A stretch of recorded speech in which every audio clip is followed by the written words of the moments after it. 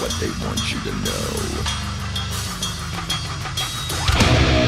Entender por qué Slipknot generó tanto rechazo hay que entender el momento en el que aparecieron, no el año, el clima.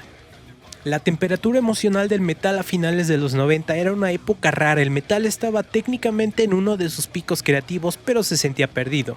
El death metal había tenido su gran momento a principios de la década. Death, Morbid Angel, Cannibal, Obituary, Suffocation, Deicide, discos brutales que reescribieron lo que un instrumento podía hacer. Pero para 1997 la escena empezaba a sentirse, no sé cómo decirlo, agotada de sí misma tal vez. Cada disco nuevo se medía contra el anterior en términos puramente técnicos, más rápido, más complejo, más extremo. Como si el género se hubiera vuelto un concurso de virtuosismo en vez de una forma de expresión. El black metal mientras tanto salía de su propio incendio, literalmente. La segunda ola noruega, Mayhem, Burzum, Emperor, Darkthrone, Immortal habían producido algunos de los discos más radicales de la historia del metal. Y al mismo tiempo habían producido cadáveres, iglesias quemadas, asesinatos en prisión por desvivir a Euronymous. Para finales de los 90 la escena estaba intentando reconstruirse, pero arrastraba la culpa, la mitología y la sangre. El black metal se había vuelto sagrado. Y lo sagrado, lo dice cualquier antropólogo, no perdona profanaciones. Por su parte, el metal tradicional como Iron Maiden, Judas Priest, Saxon, todo lo que vino de la New Wave o British Heavy Metal sigue existiendo. Pero confinado a Europa en festivales que nadie en MTV cubría. Halford había dejado Priest, Maiden estaba en su era con Blaze Bayley, que la mayoría de los fans prefieren no mencionar. Megadeth seguía sacando discos, cada uno peor que el anterior, pero igual los comprabas porque bueno, era Megadeth y porque Mustaine te miraba feo desde la portada. Y mientras todo eso pasaba, mientras la escena seria se peleaba consigo misma, se purificaba, se enterraba, se intelectualizaba, algo nuevo y feo crecía dentro de abajo, algo que la prensa no sabía cómo llamar todavía, pero que MTV había olido inmediatamente. Le pusieron New Metal. Korn ya llevaba 4 años haciendo lo suyo, desde California. Limp Bizkit estaba a punto de explotar. Cold Chamber, Seven Dust, Static X, bandas que mezclaban metal con elementos de hip hop e incluso elementos electrónicos. Y que esto es lo más importante, venían vestidas de calle, sin cuero, sin pinchos, sin maquillaje, sin todo el ritual que el metal había construido durante 20 años. Para los puristas el new metal no era metal, era otra cosa, era una invasión. Y aquí en este preciso momento de fractura, cuando el metal estaba decidiendo qué iba a permitir y qué no, aparece un grupo de chicos de Des Moines, Iowa, vestidos con jumpsuit naranjas y máscaras de literalmente carnicero, gritando como animales heridos. Pero antes de que aparezca en escena hay que entender Des Moines. Des Moines no es un lugar metalero, y eso no importa.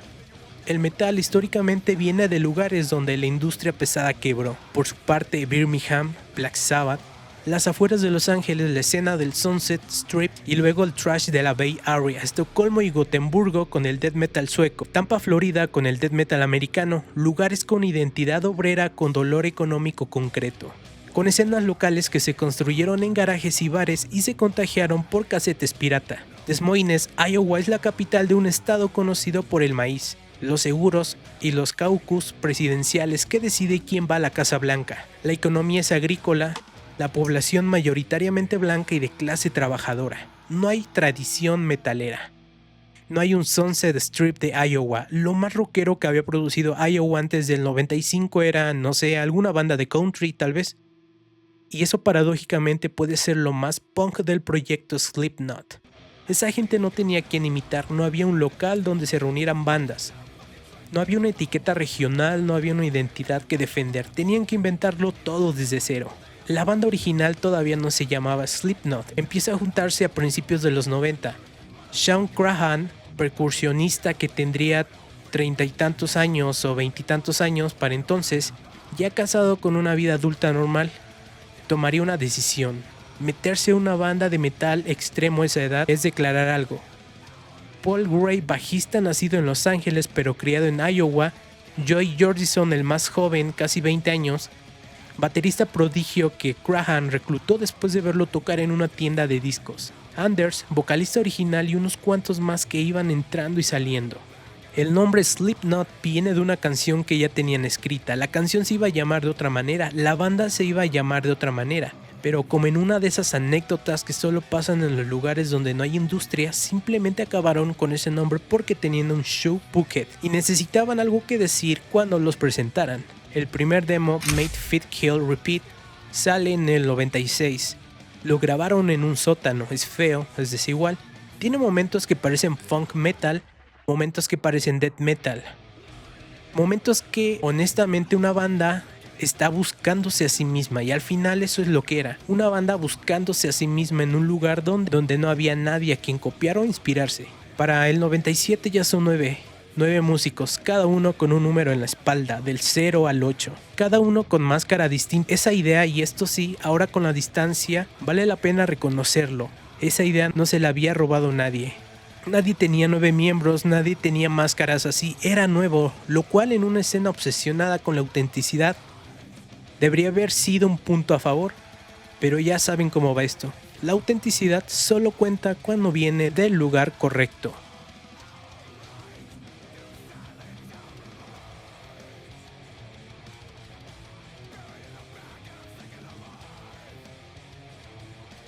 En el año de 1998 firman con Roadrunner Records, el sello más importante del metal de los 90. Roadrunner tenía Sepultura, Fear Factory, A Type of Negative.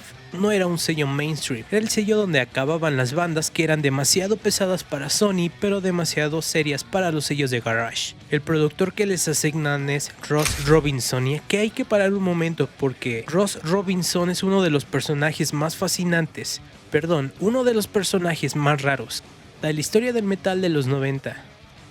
Robinson había producido los primeros 2 discos de Korn, estaba a punto de producir el primero de Limp Bizkit, había definido prácticamente el sonido del new metal, graves muy presentes, voz al frente, guitarras afinadas tan bajo que parecían colapsando. No se veía a sí mismo como productor de new metal, se veía como un terapeuta. Su método era hacer que las bandas grabaran al borde del colapso emocional. Llegaba a hacer que los vocalistas le contaran sus traumas más oscuros. Los grababa mientras los gritaban, y editaba esas tomas para que el disco sonara como una crisis nerviosa controlada. Cuando Slipknot llega a su estudio en Malibú, Robinson encuentra una banda que no necesita que nadie les enseñe a estar al borde. Literalmente ya estaban ahí, llevaban años ahí, lo único que tenía que hacer era no estorbar. El disco que graban, Slipknot, sale el 29 de junio de 1999, y aquí es donde la historia francamente se vuelve interesante, porque el disco no fue un éxito instantáneo, lo digo en serio. Las primeras semanas vendieron poco, Roadrunner no tenía expectativas enormes, era una banda de 9 miembros con máscaras de Iowa en un género que tenía Korn ya posicionados como su rey. Las apuestas eran modestas, lo que cambió fue 2 cosas. Una gira con Ozzfest 1999, fue el momento Slipknot tocó en el segundo escenario, el Second Stage, donde tocan las bandas que están subiendo. Pero lo que hicieron sobre ese escenario, la energía, la coreografía, si la queremos llamar así, los percusionistas golpeando barriles de petróleo, los miembros peleándose entre ellos en escena, el caos cuidadosamente organizado empezó a generar boca a boca de una manera que nadie había visto en años. Los kids salían del show diciendo tienes que ver a estos tipos, y no en el sentido normal de que tienes que escucharlos, sino en el sentido más antiguo de la palabra, es decir, tienes que verlos con tus ojos en vivo porque si te lo cuento no me lo vas a creer.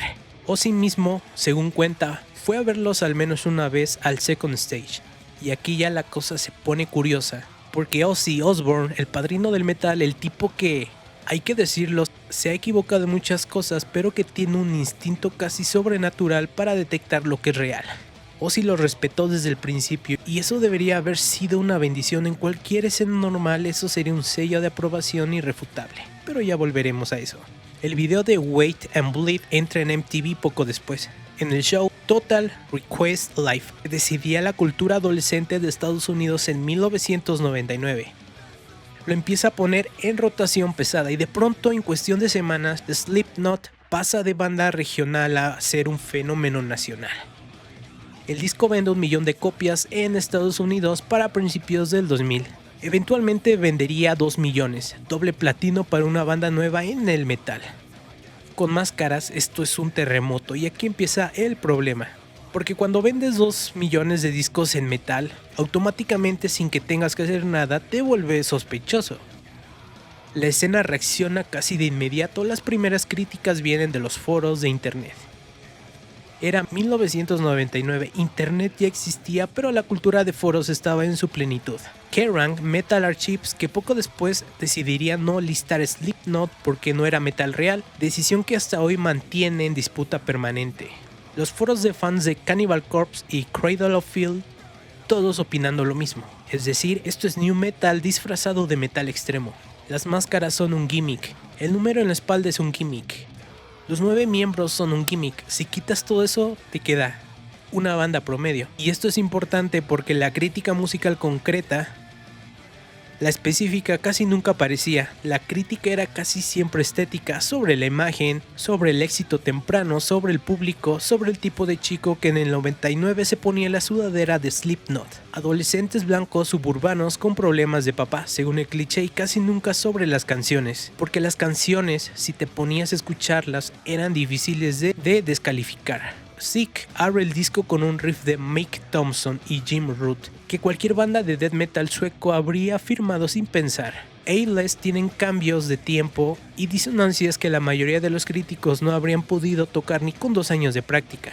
Wait and Bleed, el supuesto sencillo comercial, es una canción de 3 minutos con un coro melódico, pero sentado encima de un riff que es metal puro. Liberate tiene a Jordison haciendo cosas en la batería que escuchadas hoy son obviamente las de un baterista de élite.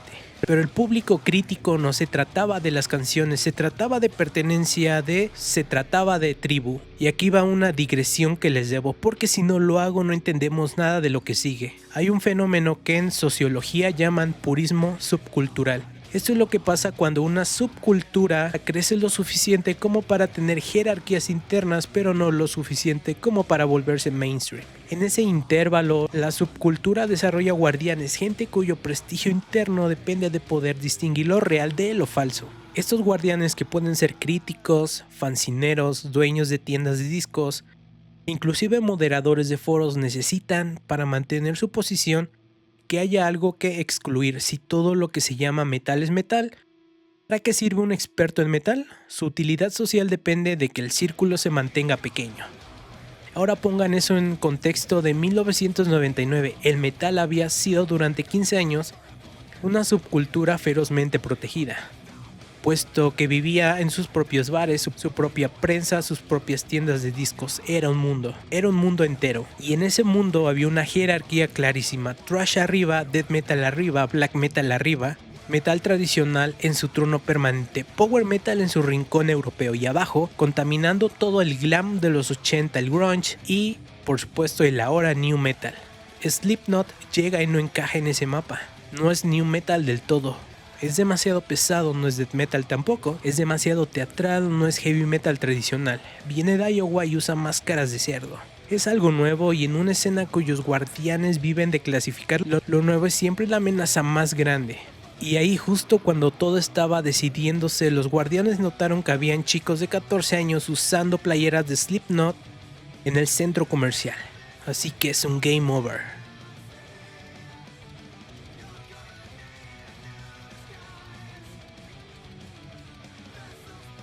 Aquí es donde la historia, en mi opinión, se vuelve verdaderamente interesante, porque Slipknot, en lugar de hacer lo que hacen casi todas las bandas en este punto, es decir, suavizar el sonido, perseguir el segundo single, cuidar la inversión, decidieron hacer lo contrario.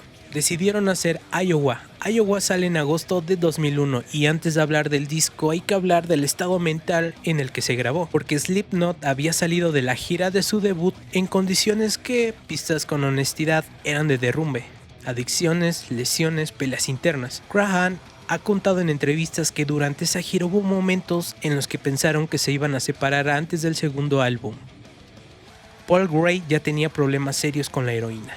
Joey Jordison tenía sus propios demonios químicos. Corey Taylor, el vocalista que había entrado al final del proceso del primer disco reemplazando a Anders, era alcohólico activo en aquel entonces. Lo ha dicho él mismo después. Y con todo eso encima, Ross Robinson de nuevo, esta vez con la consigna explícita: hagan el disco más pesado, más oscuro, más feo posible, como respuesta a los que decían que eran un gimmick, como respuesta a MTV, como respuesta a la propia banda. Iowa es uno de los discos más extremos que jamás haya publicado un sello mayor, y eso lo digo sin ser la hipérbole metalera de costumbre. Quiero decir, técnicamente, objetivamente, hay pocos discos en una etiqueta grande que hayan pegado tan duro. La canción que abre es 1 minuto y 18 segundos de gritos sin instrumentos legibles, como si abrieran el disco con una crisis psiquiátrica. People of Sh. El primer track real es básicamente death metal con un vocalista enfurecido leyendo un libro de quejas existenciales. La canción que da título al disco, Iowa, dura 15 minutos, los últimos 5 de los cuales son básicamente ruido y Corey Taylor improvisando algo que suena a confesión y exorcismo al mismo tiempo. Hay anécdotas sobre la grabación de Iowa, la canción, la de 15 minutos, que Robinson ha contado en entrevistas, que Corey grabó la voz casi completamente desnudo en el suelo del estudio con un cuchillo en la mano y que en un punto se cortó accidentalmente y Robinson dejó la sangre en el set porque, en sus palabras, esa era la energía que necesitábamos en la cinta. No sé si esta historia es exactamente cierta o si Robinson la fue puliendo con los años, pero el disco suena como si fuera cierta, ese es el punto. Y aquí pasa algo que vale la pena nombrar. Iowa fue técnicamente el primer momento en el que un sector de la prensa metal seria, no de los foros sino de las revistas, empezó a tomar a Slipknot en serio. Kerrang lo nombró disco del año. Terrorizer, la revista británica de metal extremo, lo reseñó positivamente, lo cual era casi inconcebible. Algunos críticos de death metal admitieron a regañadientes que la banda había hecho un disco que se podía sostener al lado de cualquier cosa que estuviera saliendo en el género. Entonces, ¿esto cambió la opinión de los true metalheads? No, ni un poquito. Y aquí viene el primer giro que hay que entender bien. Lo que pasó fue que los haters movieron la portería. Si antes la crítica era no son lo suficiente pesados, son ni un metal disfrazado, ahora la crítica se volvió están imitando death metal para ganarse a los puristas, lo cual es todavía más patético. O sea, cuando hicieron un disco accesible eran demasiado comerciales, cuando hicieron uno extremo estaban actuando ser extremos. No había manera de ganar. Esa ahí es la dinámica que tenemos que reconocer porque va a repetirse durante 20 años. La crítica nunca se trató realmente del sonido, se trataba de lo que la banda significaba socialmente. Y como ya significaba éxito comercial desde el 99, ya había perdido la guerra antes de pelearla. 3 años después llega Volumen 3, The Subliminal Verse. Esta vez el productor es Rick Rubin, sí. Es el Rick Rubin, el de la barba, el que produjo a Johnny Cash y a Run DMC, Slayer y todo. Y Rubin trae lo que Rubin siempre trae: estructura, claridad, espacio. Volumen 3 es un disco más melódico que Iowa, más variado, inclusive tiene canciones. Tiene Vermilion, una canción con una versión eléctrica como hermana, que mostró por primera vez que Corey Taylor podía cantar de verdad y no solo gritar. Tiene Duality, el sencillo que se vuelve uno de los más populares de la banda, y aquí los haters tuvieron lo que llevaban años esperando: munición clara. Ahí está, ya se ablandaron, lo dijimos, y están persiguiendo el éxito. Vermilion se volvió ejemplo de la traición de Slipknot al sonido extremo. Corey Taylor se volvió blanco de burlas en los foros. Su segunda banda, Stone Sour, que hacía rock alternativo, se usaba como evidencia de que Slipknot siempre había sido pose. Y aquí hay que decirlo, los haters tenían un punto pequeño. Volumen 3 es un disco más blando que Iowa, eso es cierto, pero asumir que esa decisión era cínica, que era cálculo comercial y no una evolución artística. Es asumir cosas sobre los músicos que rara vez asumimos sobre bandas que respetamos. Cuando Metallica suavizó su sonido en Black Album, también los acusaron de venderse. Cuando Maiden hizo Somewhere in Time, con sintetizadores también. Cuando Sepultura hizo Roots también. Toda banda que sobrevive lo suficiente termina teniendo este momento y casi siempre con el tiempo la historia los absuelve, pero Slipknot el tiempo no los absolvía. Cada disco era una nueva oportunidad para confirmar que eran un fraude. Y mientras tanto, en un mundo real, fuera de los foros, algo más empezaba a pasar, y eso es lo que merece la pausa. Para los que no crecieron en Estados Unidos, Hot Topic sigue siendo una cadena de tiendas en centros comerciales que vende ropa alternativa a adolescentes. playera de bandas, accesorios góticos, productos de cultura pop oscura. En los 90s y 2000s, Hot Topic era donde un kid suburbano de 14 años iba a comprar su primera playera de banda, y para 2004, una de las playeras que más se vendía en Hot Topic era, por supuesto, una de Slipknot, y eso para la escena metalera fue la sentencia. Porque la lógica era así: si tu banda se vende en Hot Topic, no es metal, es otro producto más. La playera deja de ser un símbolo de pertenencia y se vuelve disfraz. Y los chicos que la compran son turistas, no metaleros. Esa lógica, hay que decirlo, tiene un fondo válido. Es real que cuando algo se vuelve masivo se diluye. Es real que la primera oleada de fans de cualquier banda under siempre se siente desplazada cuando llegan los segundos. Pero la lógica también tiene su trampa, porque si la define alguien externo a la banda, es decir, un comprador en una tienda, entonces la banda nunca controla su propio destino. Slipknot podía ser el disco más extremo del mundo, y mientras Hot Topic siguiera vendiendo sus playeras, los puristas iban a tener una nueva excusa. Y aquí va la pausa que les prometí porque me parece importante. Bajo esta misma lógica, si se vuelve popular ya no es válido. Es lo que el black metal noruego, del que hablamos antes, había convertido en doctrina explícita. Bart Vikernes literalmente decía en entrevistas que el black metal debía ser exclusivo, elitista, hostil a los nuevos fans. Pero Bart también hacía cosas, o decía, vamos a ser claros, digamos que fascistas, abiertamente racistas, y al menos en alguna ocasión apuñaló a su mejor amigo 23 veces. O sea, no es exactamente la fuente moral más confiable Vikernes. Y sin embargo, esa filosofía, la de la pureza requiere exclusión, caló profundamente en el metal de los 90s y 2000s. Mucho más allá del black metal noruego, caló en gente que no tenía nada que ver con quemar iglesias, pero que adoptaba la actitud de policía cultural sin cuestionarla. Cuando Slipknot apareció en escena, esa actitud ya estaba instalada como sentido común. Y cuando Slipknot tuvo éxito, la actitud encontró su blanco perfecto, no porque Slipknot fuera peor que las bandas que la escena sí aceptaba, sino porque era más visible, más fácil de odiar, más conveniente como villano.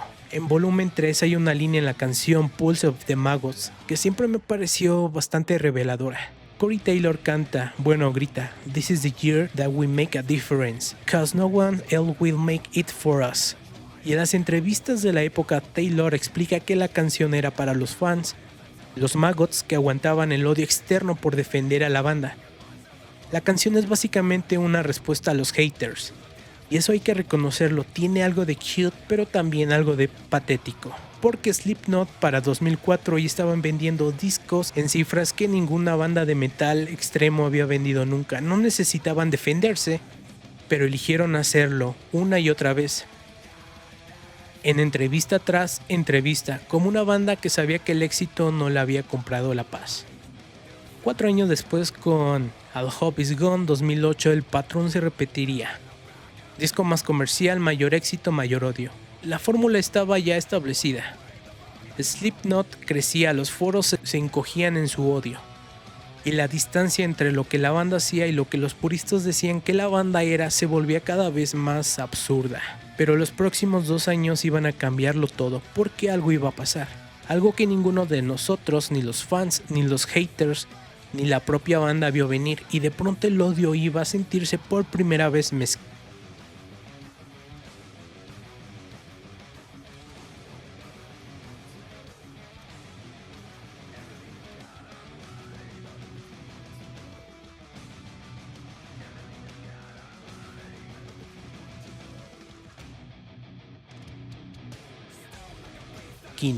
El 24 de mayo de 2010, aproximadamente a las 10:50 de la mañana, a las afueras de Des Moines, una empleada del hotel Town Employee Suites se acerca al cuarto 431, después de que la madre del huésped llamara al hotel preocupada porque no había podido contactarlo en horas.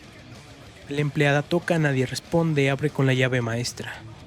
Encuentra un hombre acurrucado en una esquina del cuarto, junto a la cama una jeringa hipodérmica por el suelo. Pastillas regadas, la mujer sale corriendo, marca el 911. Grabación de esa existe. TMZ la consiguió poco después, y se puede oír claramente como alguien dice entre suspiros: Creemos que es una sobredosis de drogas. El hombre en la esquina del cuarto era Paul Dedrick Gray, bajista de Slipknot, cofundador, 38 años, casado.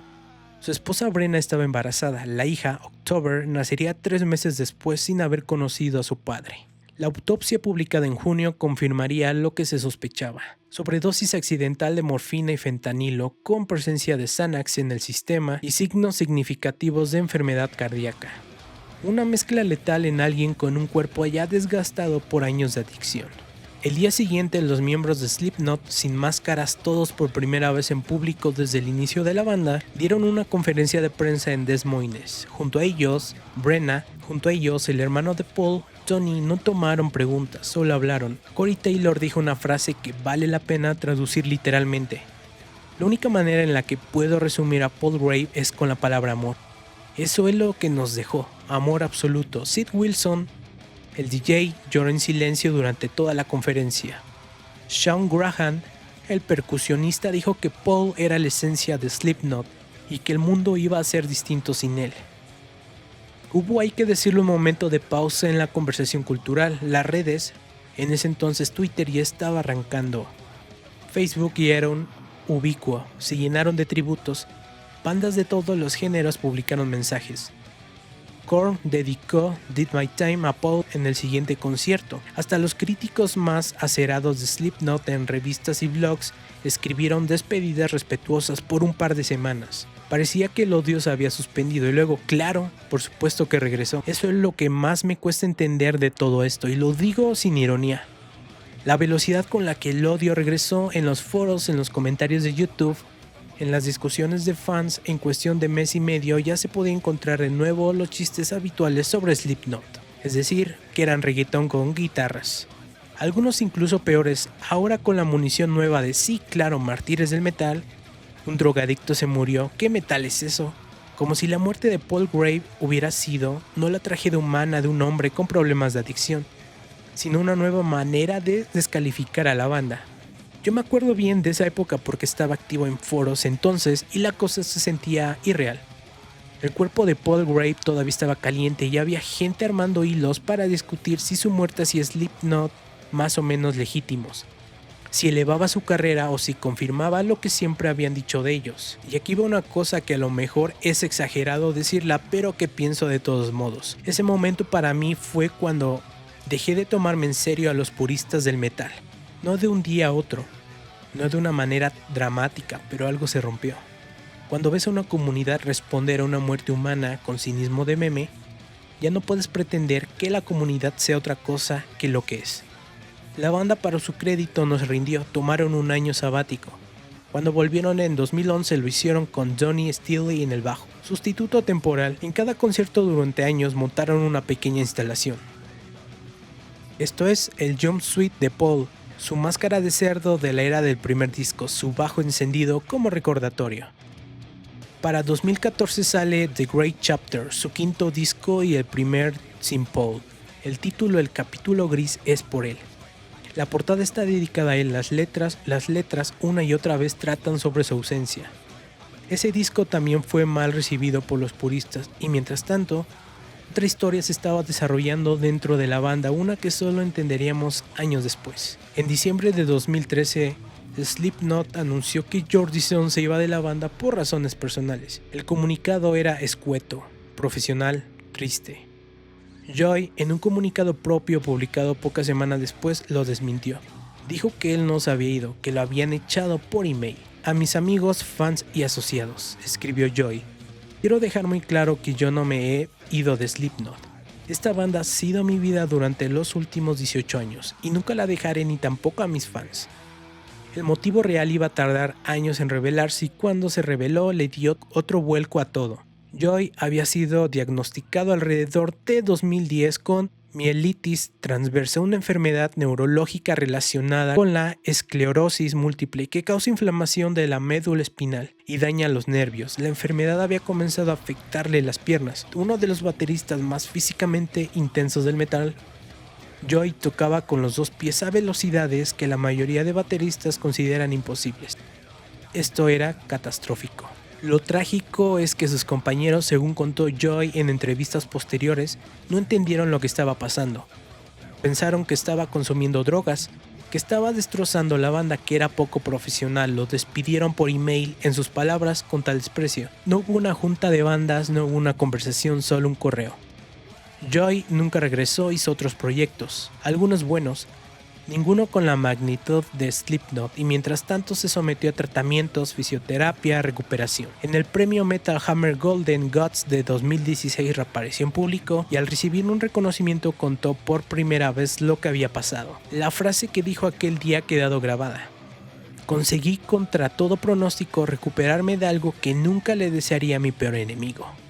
5 años después, en julio de 2021, su exnovia llegaría a su casa por la preocupación de la familia. Si estás viendo esto, vale la pena pausar un momento y pensar lo siguiente. En el lapso de 11 años, Slipknot perdió a su bajista cofundador y a su baterista cofundador. Perdieron al hombre que escribía la mitad de las canciones y al hombre que las hacía sonar como sonaban. Perdieron a sus dos pilares estructurales, los dos miembros más importantes desde el punto de vista compositivo, y los dos murieron jóvenes, Paul a los 38, Joy a los 46. En circunstancias relacionadas con sufrimiento humano profundo, adicción, enfermedad neurológica, abandono institucional. Y aún así, después de todo esto, el debate en los foros seguía siendo si Slipknot contaba como metal real o no. Honestamente, yo no sé qué hacer con esa información. A veces pienso que si una banda pierde la mitad de sus miembros fundadores y sigue sacando discos, eso ya solo tiene un peso que merece respeto. No estoy diciendo que ese peso te obliga a que te guste. La música es subjetiva y a quien no le guste Slipknot, no le tiene que gustar. Estoy diciendo que ese peso debería ser mínimo, hacer que la conversación cambie de tema. Pero los puristas tienen una capacidad casi sobrenatural de no cambiar de tema. Hoy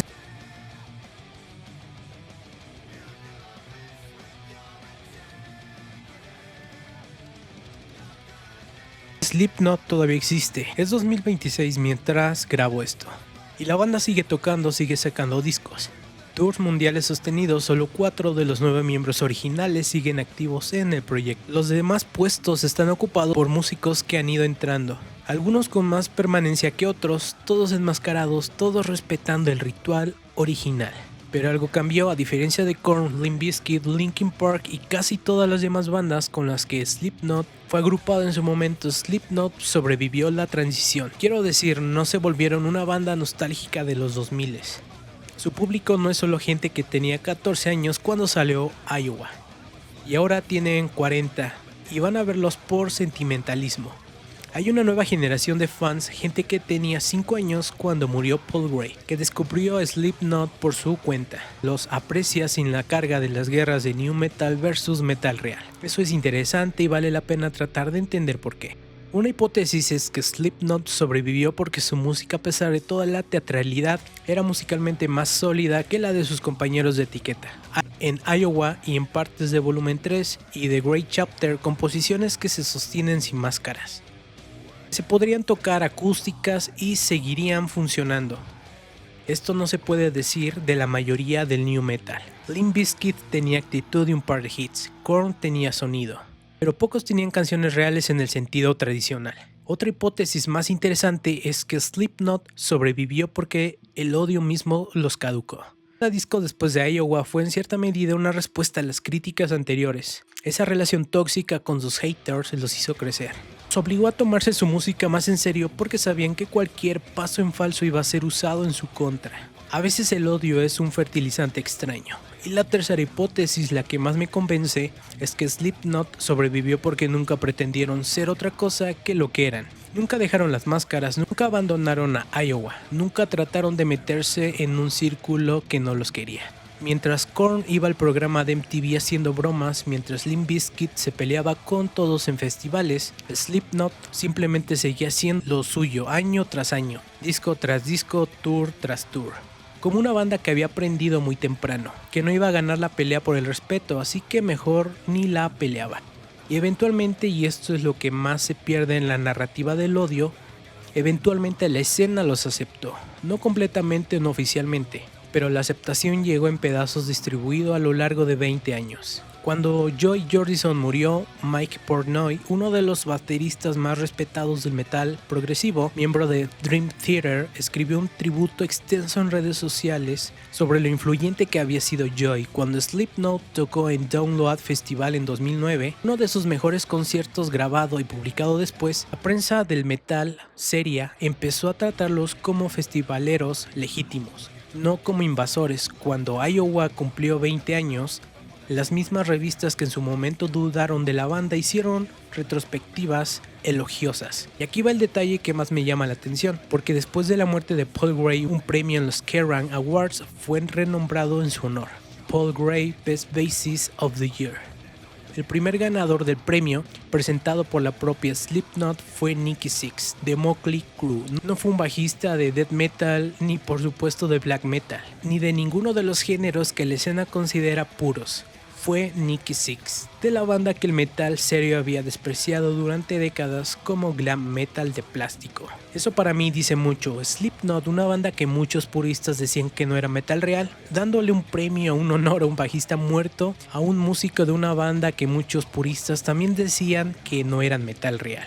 Una pequeña hermandad de los excomulgados. Y mientras esto pasa, mientras el tiempo va haciendo su trabajo lento y la nueva generación va llegando sin las cicatrices de las viejas guerras, los puristas siguen ahí, en foros, en comentarios de YouTube, en tweets, defendiendo el santuario imaginario que ellos mismos construyeron y que cada vez visitan menos gente. Esto no es la victoria de Slipknot sobre sus haters.